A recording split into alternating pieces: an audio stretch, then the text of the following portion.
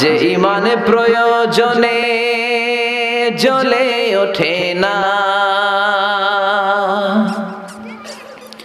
যে ইমান সত্য ন্যায়ের কথা বলে না,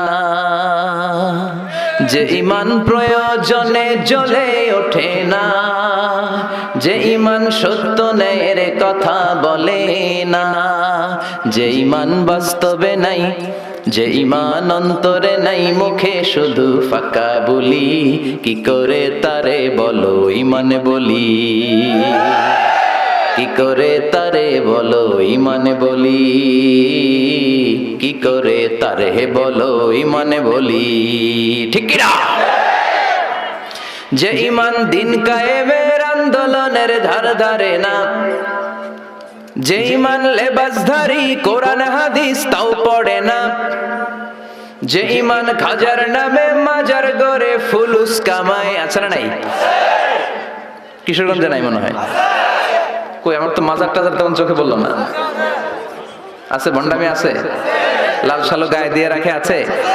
যে ইমান খাজার নামে মাজার গড়ে ফুলুস কামায়, যে ইমান শিরকিয়াতের আমল করে ভীত না হয়, যে ইমান অন্তরে নাই, যে ইমান বাস্তবে নাই, মুখে শুধু ফাঁকা বলি, কি করে তারে বলো ইমান বলি, কি করে তারে বলো ইমান বলি, কি করে তারে বলো ইমান বলি।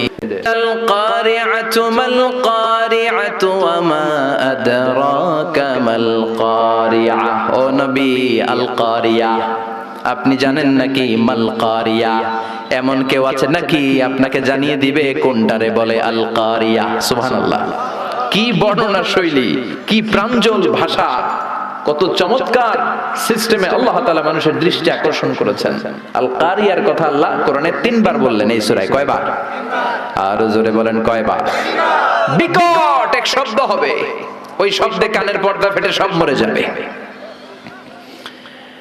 রব্বুল আলামিন ওই শব্দ তৈরি করার জন্য একটা ফেরেশতা তৈরি করেছেন, নাম হলো ইসরাফিল। কি নাম?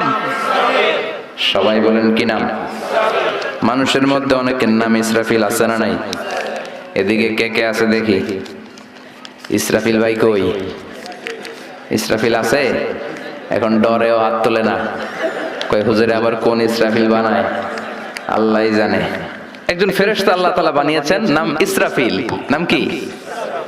উনি হচ্ছেন মালাকুস সূর, ওনারা বলে মালাকুস সূর।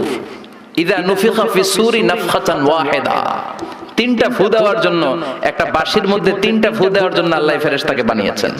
ফেরেশতার পা হচ্ছে জমিনে, মাথা হচ্ছে আরশের উপরে। তাকে সৃষ্টি করার পর থেকে তার কোনো কাজ নাই, কোনো ডিউটি নাই, কোনো দায়িত্ব নাই।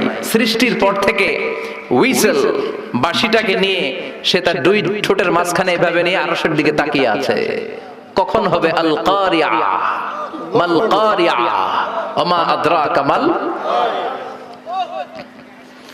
সৃষ্টির শুরু থেকে বিশাল একটা সিংহা নিয়ে এই ইসরাফিল ফেরেশতা 2 ঠোঁটের মাঝখানে ধরে আল্লাহর গ্রিন সিগন্যালের অপেক্ষায় কখন আরশের উপর থেকে বলে আল কারিয়া মাল কারিয়া, ফুৎকার দাও। এরকম 3টা ফুৎ দিতে তাকে তৈরি করা হয়েছে। কয়টা? কথা কন। প্রথম ফুয়ের নাম নাফখাতুস সাইক। এই ফুটা দেওয়ার সাথে পৃথিবীতে লণ্ডভণ্ড হয়ে যাবে সব। আল্লাহু আকবার। এজন্য আল্লাহ বললেন আল কারিআতু মাল কারিআতু ওয়া মা আদরাকা মাল কারিআ। ও নবী, আপনি জানেন নাকি কারিআ কি?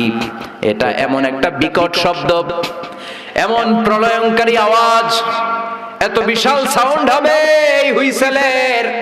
একটা হুইসেল দেওয়ার সাথে পৃথিবীটা কাঁপতে শুরু করবে, ঝলঝলা, পাহাড়গুলো ভেঙে যাবে। এই পৃথিবীর সবচেয়ে বড় পাহাড় মাউন্ট এভারেস্ট ভেঙে খান খান।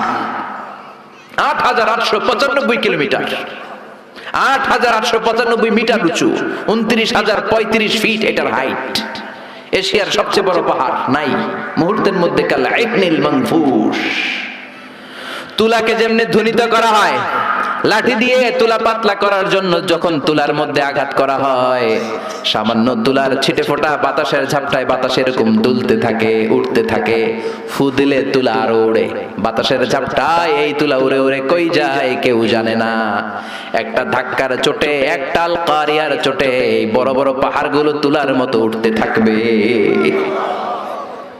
মাউন্ট এভারেস্ট টুকরো টুকরো হয়ে যাবে।